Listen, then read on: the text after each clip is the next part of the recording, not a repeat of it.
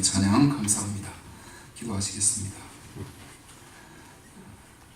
살아계신 하나님, 찬양대의 귀한 찬양을 받아주신 줄 믿습니다. 시간 우리가 주의 말씀을 사모하며 주님 앞으로 나아갑니다. 주께서 우리의 심령을 사로잡으시고 예비하신 말씀을 통해 우리의 영혼을 소생시켜 주시기를 간절히 소원합니다. 주께서 친히 말씀해 주시고 주시는 말씀을 통해 우리의 속사람이 강건케 되는 은혜가 임하게 도와 주시옵소서. 예배를 방해하는 그 어떤 악한 세력 틈타지 못하게 하시고 오직 성령 하나님께서만이 함께하여 주셔서 말씀에 집중하는 시간 되게 하시고 주시는 말씀 앞에 온전히 순종함으로 말미암아 우리의 심령이 하나님께 더 가까이 나아가며 하나님의 축복으로 넘치게 채워지는 은혜의 시간 되도록 역사해 주시기를 간절히 원하옵고 예수님의 이름으로 기도드리옵나이다. 아멘.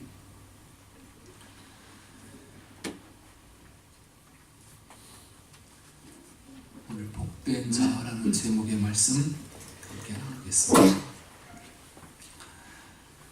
지난 시간 저는 8복, 8가지 복을 크게 2가지로 나눌 수 있다고 말씀드렸습니다. 처음 4가지 복은 하나님과 우리의 관계에 대해 이야기하고, 다음 4가지는 동료 그리스도인들과의 관계를 주로 설명하고 있습니다. 오늘은 뒤에 4가지 복 가운데 2가지를 살펴보면서 은혜를 나누고자 합니다. 첫 번째로 우리가 살펴볼 것은 긍휼히 여김입니다. 예수님은 이렇게 말씀하셨습니다. 우리 7절 말씀 같이 보실까요? 긍휼히 여기는 자는 복이 있나니 저희가 긍휼히 여김을 받을 것이며. 아멘. 어떤 자가 복이 있다고 말씀하십니까? 다른 사람을 긍휼히 여기는 자에게 복이 있다고 말씀하십니다. 예수님이 설교하셨을 당시에 이 고대 사회는 이 긍휼을 아주 가치 없는 것으로 여기던 시대입니다. 이 헬라인과 로마인들은 자비와 긍휼을 아주 나약함의 표시로 받아들이고 정의와 용기, 이것을 칭송하며 살았습니다. 그래서 그 당시에 이 로마의 한 철학자는 긍휼은 영혼의 질병이다, 그렇게까지 이야기했습니다. 힘으로 온 세계를 정복하고 강제로 수많은 노예를 부리며 살았던 헬라인과 이 로마인들에게 그러한 개념은 당연한 것이었는지도 모릅니다. 그 결과 우리가 잘 아는 아리스토텔레스조차 이 노예를 살아있는 연장으로 표현을 했습니다. 그들은 그저 노예들에게 실증이 났다는 이유만으로 원형 경기장에 그 노예를 내보내서 짐승의 밥이 되게 했습니다. 노예가 늙어서 일을 못하게 되면 마치 못쓰게 된 연장을 버리듯이 자신들의 노예를 버렸습니다. 노예들에게는 영혼이 없다고 생각했습니다. 이러한 삶에서 어떻게 긍휼을 기대할 수 있었겠습니까? 당시에는 노예들뿐만 아니라 아이들도 비슷한 취급을 받았습니다. 만일 자신의 아내가 팔이나 다리가 없는 장애아를 낳으면 아버지는 그 아이를 죽게 내버려 두었습니다. 우리가 잘 아는 욥은 극심한 고난 가운데 욥기 3장 12절에서 어찌하여 무릎이 나를 받았던가, 어찌하여 무릎이 나를 받았던가, 그렇게 탄식을 했습니다. 이 말씀이 무슨 뜻일까요? 욥은 지금 너무나 고통스럽고 괴로워서 차라리 태어나지 않았으면 좋았을 것. 그렇게 말하면서 자신의 인생을 탄식하는 것입니다. 어찌하여 무릎이 나를 받았던가? 이 말씀이 무슨 뜻일까요? 누가 아이를 무릎으로 받을까요? 이 말은 당시에 아주 혹독한 문화를 보여줍니다. 아내가 아이를 낳으면 하인이 막 태어난 아이를 아버지의 발 앞에 내려놓습니다. 태어났다고 무조건 아들로 인정받는 것이 아니었습니다. 아버지가 태어난 아이의 신체가 제대로 갖추어졌는지, 이목구비가 뚜렷한지 자세하게 살핍니다.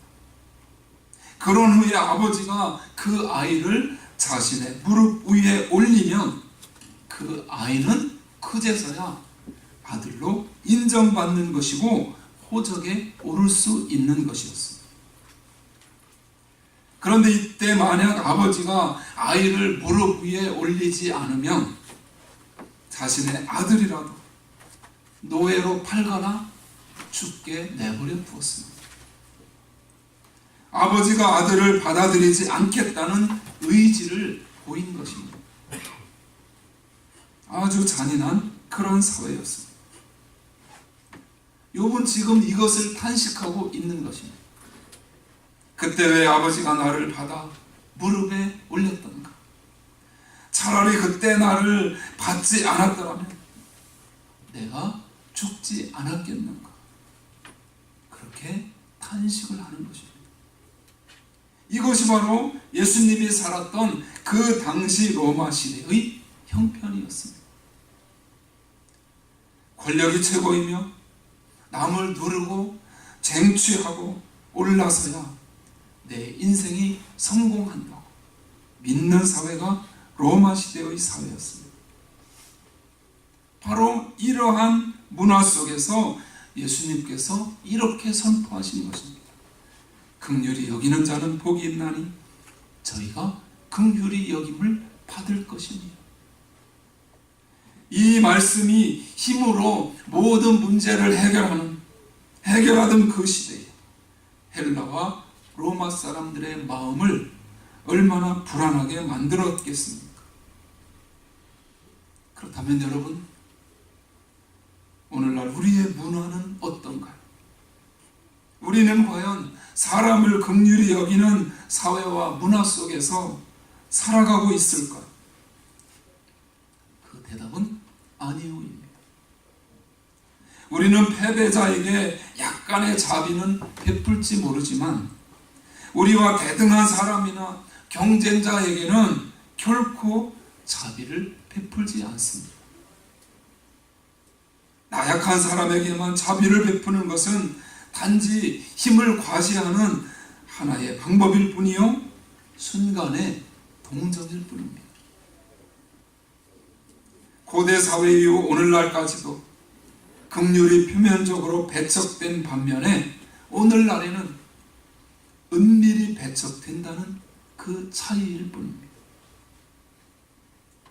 그러므로 정복하는 자가 아니라 긍휼히 여기는 자가 복되다 하신 이 말씀은 그 당시의 사람들을 불안하게 한 것처럼 오늘 우리의 마음도 불안하게 만드는 면이 있습니다. 그렇다면 도대체 예수님이 말씀하신 긍휼은 무엇일까요? 유명한 주석가인 바클레이는 이 단어를 이렇게 정의했습니다. 다른 사람의 내면을 꿰뚫다. 다른 사람의 시각으로 그의 삶을 바라보다. 그가 경험한 것을 내가 느끼다. 좀 더 쉽게 설명하면 다른 사람이 비참한 상태에 빠져 고통받고 있을 때 그 사람의 시각에서, 그 사람의 입장에서 그를 바라보고 그가 겪고 있는 고통을 함께 같이 느끼는 것을 뜻합니다. 영어 단어로는 심프티, 연민이라고 그렇게 번역하기도 합니다. 영어가 참 어렵습니다. 여러분은 괜찮으신지 모르겠는데 저는 가끔 영어 집에서 표현을 하면 집사람부터 아이들까지 한국말 같다고 자꾸 그렇게 말해요. 오늘 아침에도 이 심프티 하다가는 한국말 같다고 그래서 제가 그냥 풀이 죽어가지고 참 하기가 어렵습니다. 자꾸 용기를 주면 더 이거 하려고 할 텐데 한마디 할 때마다 그냥 묵사발을 내니까 더 이상 하고 싶은 마음이 없어져요. 김재수 집사님한테 영어 공부를 좀 제가 많이 해야 될 것 같아요. 연민이라고 번역합니다. 함께 느끼는 것이라는 말이죠. 함께 느끼는, 공감을 한다. 그 사람의 그 고통스러운 입장에 내가 함께 한다. 함께 그 마음을 느낀다. 그러한 의미입니다. 이게 바로 긍휼입니다. 여러분, 우리의 인생 가운데 긍휼이 잘 드러날 때는 아마 자녀를 키울 때인 것 같습니다. 시편 기자는 시편 103편 13절에서 이렇게 말합니다. 시편 103편 13절 나눠드린 프린트물에 나오죠. 같이 읽습니다. 아비가 자식을 불쌍히 여기는 같이 여호와께서 자기를 경외하는 자를 불쌍히 여기시나니. 요즘에 많이 보는 개역 개정 성경에는 이 불쌍히를 긍휼히로 그렇게 번역이 되어 있습니다. 아비가 자식을 불쌍히 여김 같이 여호와께서 자기를 경외하는 자를 불쌍히 여기느니라. 긍휼히 여기시느니라. 여러분이 부모라면 다 경험해 보았을 것입니다. 아이를 키울 때 대개 가정에 규칙을 정해 놓습니다. 그리고 회초리를 준비해 놓습니다. 이런 잘못을 하면 몇 대를 때리겠다. 그렇게 저도 아버님한테 교육을 받으며 회초리 맞은 기억이 많이 납니다. 저도 그렇게 이제 우리 아이들에게 하기 위해서 한국에서 그렇게 시도를 했는데 얼마 안 가서 미국에 오는 바람에 그래서 할 수가 없었어요. 아이가 잘못해서 아이를 때리는 그 순간 마음이 어떠셨나요? 한 대씩 때릴 때마다 아이의 다리에 멍이 들고 아이가 울 때 어떤 마음이 드셨나요? 마음이 아픕니다.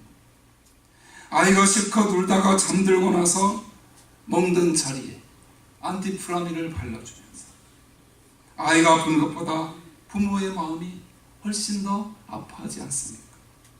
바로 이것이 불쌍히 여기는 것입니다. 그렇다면 우리가 왜 다른 사람들에게 긍휼을 베풀어야 할까요? 그것은 우리가 먼저 긍휼함을 받은 자들이기 때문입니다. 하나님이 우리를 긍휼히 여기셨기 때문입니다. 우리 모두는 하나님의 긍휼을 입은 자들입니다.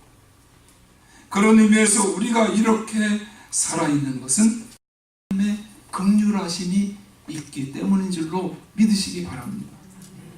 예수님은 우리에게 긍휼을 가르치시기 위해 한 가지 이야기를 들려주셨습니다. 한 주인에게 종이 있었습니다. 그런데 그 종이 큰 실수를 해서 그만 주인에게 큰 빚을 지고 말았습니다. 그 액수는 무려 1만 달란트였습니다. 오늘날의 화폐 가치로는 수천억이 되겠지만 그 당시의 계산 방법으로 계산해 보면 우리나라 한국 돈으로 쉽게 생각하기 위해서 약 240억, 큰 돈이죠. 갚을 수가 없는 돈입니다. 그 당시에 보면 돈을 갚지 않으면 감옥에 가거나 그것이 싫으면 식구들을 다 팔아서라도 갚아야 했습니다. 이 종이 주인에게 간청합니다. 그래서 주인이 그 종을 불쌍히 여겨서 240억이라는 이 엄청난 돈을 탕감해 주었습니다. 빚을 탕감받은 종이 기뻐하며 돌아가다가 자기에게 자기가 탕감받은 액수에 비하면 돈도 아닌 24,000원을 빚진 동료를 만났습니다. 종은 그에게 돈을 갚으라고 요구했지만 동료에게 당장 돈이 없었습니다. 240억 원의 돈을 탕감받은 이 종이 자기에게 24,000원의 빚을 진 동료를 끌고 가서 감옥에 넣었습니다. 법적으로는 아무 문제가 되지 않는 일입니다. 그것이 그 당시 로마의 법이었습니다. 빚을 갚지 못한 자는 당연히 감옥에 들어가는 혹독한 사회였습니다. 그는 정의를 행했는지 모릅니다. 그런데 그 소식이 240억 원을 탕감해준 주인에게 들렸습니다. 이에 진노한 주인이 그 종을 다시 불러들입니다. 그리고 그의 정복을 찌릅니다. 우리 세 번째 말씀 마태복음 18장 첫 번째, 두 번째 줄이 33절이고 세 번째 줄이 35절입니다. 33절만 같이 읽습니다. 내가 너를 불쌍히 여김과 같이 너도 내 동관을 불쌍히 여김이 마땅치 아니하냐 하고, 동관은 동료를 말하는 것입니다. 그리고 분노한 주인은 그 종을 감옥에 가둡니다. 예수님의 말씀은 다음과 같은 경고로 끝을 맺습니다. 35절 읽습니다. 주인이 노하여 그 빚을 다 갚도록 저를 옥졸들에게 붙이니라. 이것이 예수님이 가르쳐 주시는 긍휼의 메시지입니다. 여러분, 이 예수님의 이야기는 바로 오늘 우리의 이야기입니다. 우리는 1000만 번을 죽었다 깨어나 하나님께 진 빚을 결코 갚을 수 없는 존재입니다. 예수님의 마지막 경고는 심령의 가난함을 깨닫지 못한 자들에게 주시는 경고입니다. 우리가 심령의 가난한 상태를 깨달았다. 그리고 그로 인해 애통해본 경험이 있다. 우리는 마땅히 다른 사람들을 용서할 것입니다. 불쌍히 여길 것입니다. 진정 우리는 마땅히 다른 사람을 용서할 수 있을 것입니다. 그런 의미에서 용서받은 사람은 마땅히 용서하는 사람이 되어야 합니다. 긍휼히 여김을 받은 사람은 당연히 긍휼히 여기는 사람이 되어야 합니다. 우리가 만일 이러한 사실을 거부한다, 하나님에 대한 우리의 관계를 배반하고 마는 것입니다. 이 미국 조지아주에 살던 한 소년은 순간의 잘못으로 죄를 지어서 소년원에 들어가게 되었습니다. 이 소년은 부모님의 마음을 아프게 했기 때문에 부모님의 얼굴을 볼 낯이 없었습니다. 감옥에 들어와 보니 너무나 후회스러웠습니다. 소년은 소년원에서 아버지와 어머니에게 자신을 용서해달라는 편지를 보냈습니다. 그런데 답장이 오지 않았습니다. 소년은 그 이유를 어느 정도 짐작했습니다. 부모님이 글을 쓸 줄 모르셨기 때문입니다. 부모님이 나를 진짜 용서하셨을까? 불안감이 사라지지 않았습니다. 세월이 흘러서 형이 다 끝날 즈음 부모님께 다시 편지를 썼습니다. 아빠, 엄마, 정말 저를 용서해 주셨다면 제가 집에 가는 날 뒷마당에 있는 사과나무에 노란 리본을 달아주세요. 그러면 저를 용서하셨다는 뜻으로 받아들이겠습니다. 얼마 후 소년은 출소했고 집으로 가는 기차에 몸을 실었습니다. 기차를 타고 가는 내내 마음이 얼마나 불안했겠습니까? 리본이 달려있을까? 부모님이 나를 용서하셨을까? 기차를 타고 집에 가는 동안 마음이 너무 불안해서 차마 눈을 뜨지 못했습니다. 그리고 기차가 자신의 집을 지날 쯤 용기를 내어서 눈을 떴습니다. 자신의 집 뒷마당에 있는 사과나무는 온통 노란 리본으로 뒤덮여 있었습니다. 여러분, 우리가 다른 사람을 긍휼히 여겨야 되는 단 하나의 이유는 바로 우리가 긍휼함을 입은 자들이기 때문입니다. 그러므로 우리는 남편을, 아내를 긍휼히 여겨야 합니다.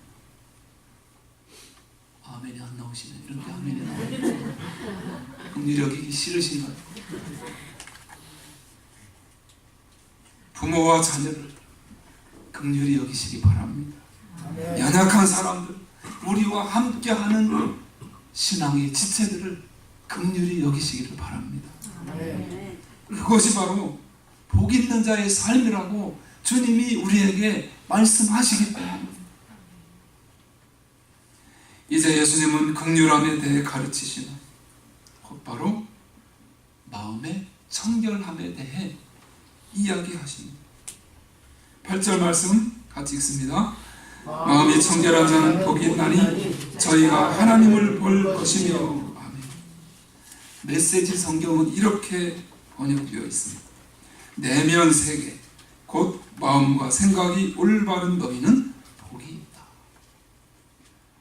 즉 마음이 청결하다는 것은 내면적인 올바름을 이야기하는 것입니다. 이런 면에서 바리새인들은 실패한 자들이었습니다. 어느 날 바리새인들은 당시의 종교 지도자들과 함께 예루살렘에서 갈릴리까지 예수님을 찾아왔습니다. 먼 길이었습니다. 그들이 먼 길을 달려온 이유는 단 하나였습니다. 놀랍게도 그들은 왜 예수님의 제자들은 밥을 먹기 전에 손을 씻지 않는가를 따지기 위해서 그 먼 갈릴리까지 찾아왔습니다. 참 할 일도 없었나 보죠. 여러분, 우리가 신앙의 바탕을 겉으로 드러나는 신앙의 의식에 둘 때 우리는 다른 사람들이 그 의식을 지키는지 지키지 않는지를 평가하는데 많은 시간을 소비하게 될 것입니다. 그리고 그 의식을 지키지 않는 사람들을 죄인으로 취급하고 함부로 비방하게 될 것입니다. 결국 자신의 마음속에 있는 죄는 보지 못하고 겉으로 드러나는 모습을 기준으로 자신을 다른 사람들보다 나은 사람이라고, 괜찮은 사람이라고 평가하며 다른 사람들을 쉽게 정죄하게 될 것입니다. 그러한 사람들에게 긍휼함은 없습니다. 서기관과 바리새인이 설교하시던 예수님 앞에 간음하던 여자를 현장에서 잡아들이고 왔습니다. 그 여자의 죄가 컸기 때문이 아닙니다. 결혼을 숭고하게 생각해서도 아니었습니다. 어떻게 하면 예수님을 곤경에 빠뜨릴까 하는 그 생각뿐이었습니다. 그들은 사전에 한 과부를 물색해서 멋있는 남자를 고용해 유혹한 뒤 간음 현장을 덮쳤습니다. 그리고 남자는 풀어주고 여자만 머리채를 잡아 끌고 와서 내동댕이 쳤습니다. 그리고 묻습니다. 이 여자를 돌로 칠까요? 이들이 누구이겠습니까? 오늘날로 말하자면 교회 집사들이고 장로들이며 목회자들입니다. 무섭지 않습니까? 오늘날 교회에서도 이와 비슷한 일들이 얼마나 많이 일어나는지 아십니까? 우리가 의식을 바탕에 둘 때 긍휼은 사라집니다. 긍휼이 없는 사람들의 심령은 전혀 가난하지 않습니다. 그들은 자신의 마음을 돌아보지 않습니다. 살피지 않습니다. 자신의 모습을 보고 애통해 본 적이 없습니다. 그들은 전혀 온유하지도 않고 다른 사람을 긍휼히 여기지도 않습니다. 누군가의 삶에서 잘못을 보면 그들은 그 사람들을 정죄하고 무자비하게 공격합니다. 마치 자기는 그 잘못과는 아무런 관계가 없는 양 거침없이 공격하고 거침없는 행동을 합니다. 여러분, 오늘날의 사회를 보십시오. 남을 향한 지탄이 온 사회를 뒤덮고 있습니다. 예수님은 그러한 바리새인들을 향해서 회칠한 무덤이라고 표현하셨습니다. 무슨 뜻인가요? 안에는, 속에는 시체가 썩어가고 있는, 무덤 겉은 화려하게 페인트를 잘 칠해 놓았다는 것이죠. 불행하게도 교회 안에 이런 마음을 가진 사람들이 있다는 것이죠. 그런 의미에서 누가 다른 사람들을 긍휼히 여길 수 있나요?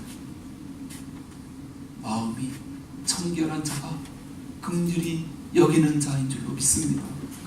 이 청결은 죄가 없는 완전한 상태가 아니라 하나님께 더 가까이 나아가는 과정을 통해서 생기는 깨끗함을 말하는 것입니다. 이러한 사람은 마음이 늘 가난합니다. 그로 인해 애통합니다. 그리고 온유합니다. 늘 하나님의 의를 향해 목말라 합니다. 이러한 자들은 다른 사람들을 긍휼히 여길 수밖에 없습니다. 우리가 하나님을 사모함으로 청결함을 얻게 될 때 우리에게 어떤 일이 생길까요? 하나님을 보게 된다. 예수님은 말씀하십니다. 여기서 하나님을 본다는 것은 하나님의 존재를 날마다 이해한다는 것이고 인식한다는 것이고 체험하며 사는 것을 말합니다. 여러분, 바리새인들은 하나님의 이름을 가장 많이 입에 담고 산 사람들입니다. 그러나 정작 그들은 하나님을 보지 못했습니다. 그래서 예수님은 그들을 가리켜 소경이라고 그렇게 하셨습니다. 모세는 눈앞에 있는 바로보다 눈에 보이지 않는 하나님을 더 확실하게 보며 살았습니다. 그래서 그는 큰 권력을 포기할 수 있습니다. 재물도 포기할 수 있습니다. 그 많은 쾌락도 다 포기할 수 있었습니다.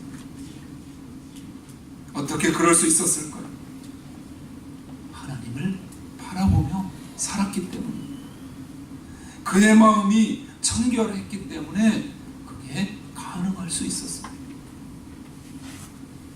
오직 하나님만을 바라보며 사는 청결한 마음, 이러한 마음을 가진 자는 날마다 하나님의 임재를 느끼며 살아갈 수 있습니다. 날마다 하나님을 바라보며 살면 하나님의 마음으로 다른 사람을 볼 수 있습니다. 그러니 다른 사람을 긍휼히 여기지 않을 수가 없겠죠. 이러한 사람이 진정으로 복된 자, 주위에 큰 영향력을 행사하는 자로 그러한 자가 될 수 있는 것입니다.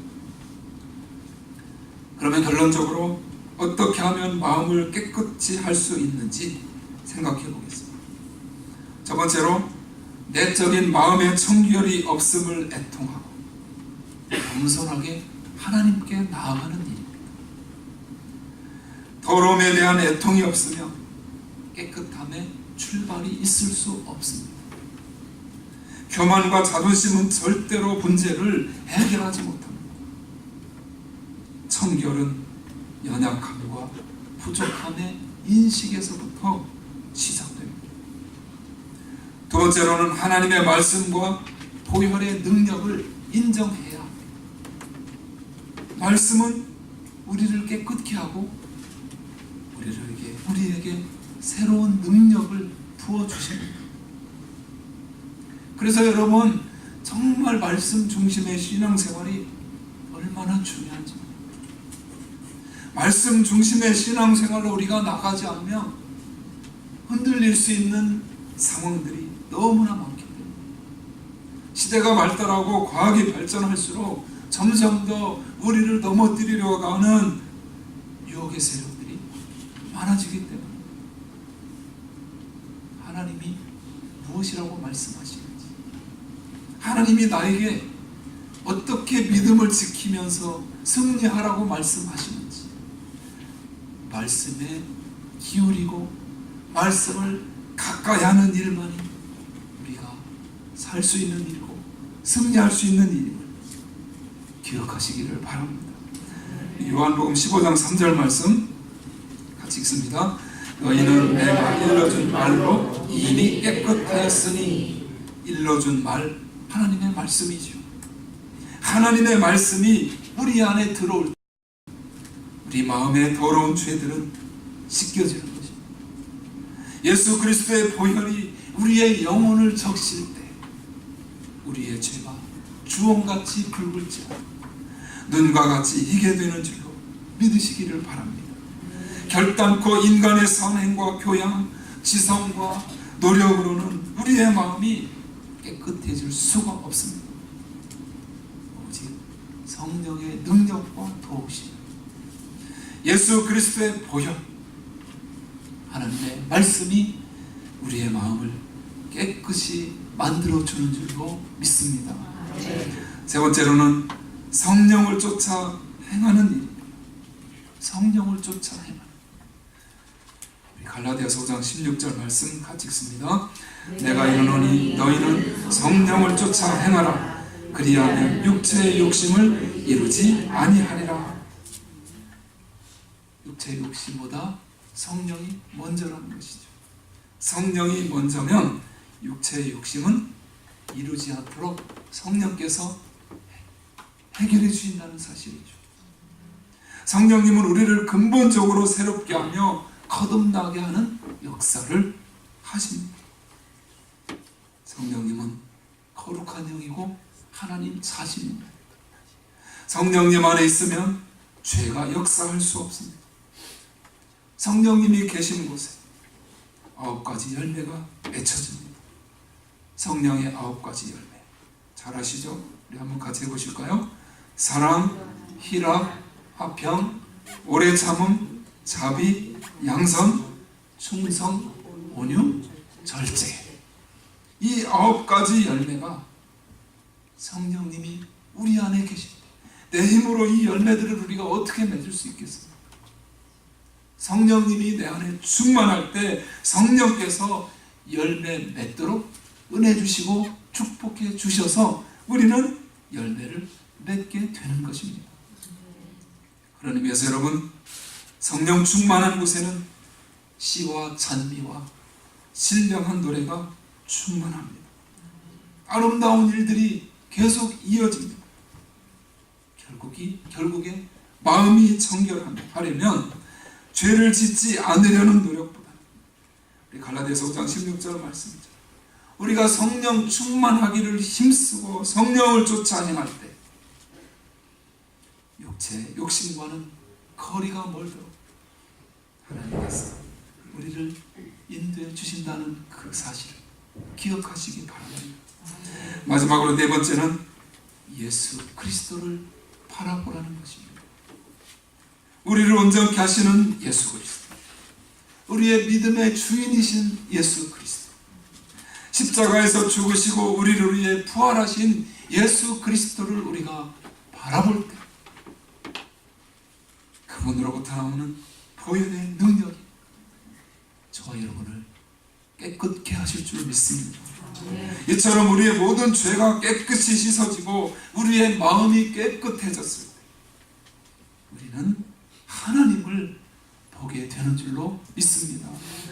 그러면 하나님을 우리가 볼 수 있다는 뜻은 무엇이겠습니까?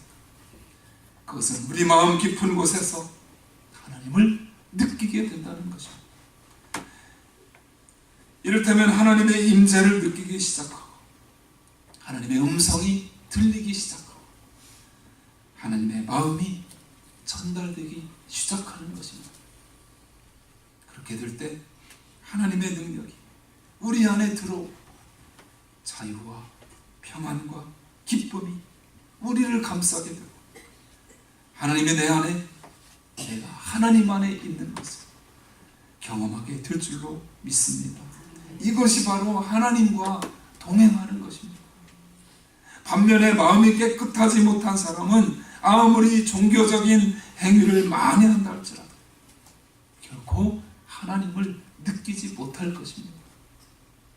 사랑하는 여러분, 우리가 예수님의 보혈로 하나님의 말씀으로 마음을 깨끗이 만들어 놓은 놀라운 하나님의 평강, 사람의 헤아림을 뛰어넘는 하나님의 평강이 우리를 지배하게 될 것입니다.